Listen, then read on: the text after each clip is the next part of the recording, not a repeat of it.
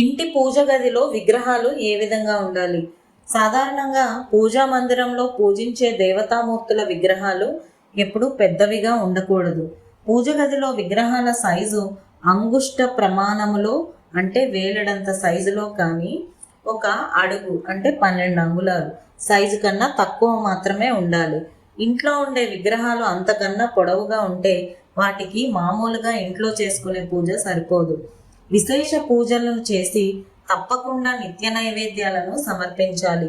అలాగే అశుచిగా ఉండే సమయంలో పూజా మందిరం వైపు వెళ్లకుండా నియమనిష్టలను పాటించడం ఉత్తమం. విగ్రహం పరిమాణం ఎంతైనా నిత్యం ప్రాణప్రతిష్ఠ చేసుకొని పూజించాలి.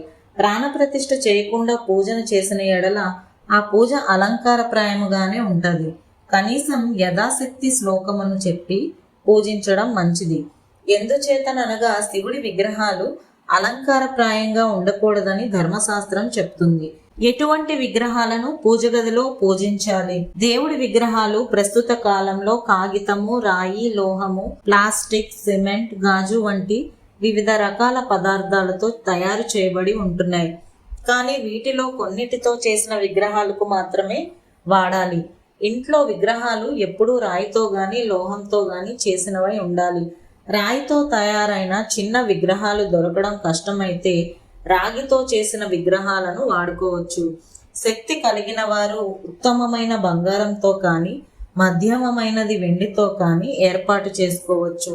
మిగతా లోహాలు పదార్థాలతో చేసిన విగ్రహాలు వాడకపోవడమే ఉత్తమం.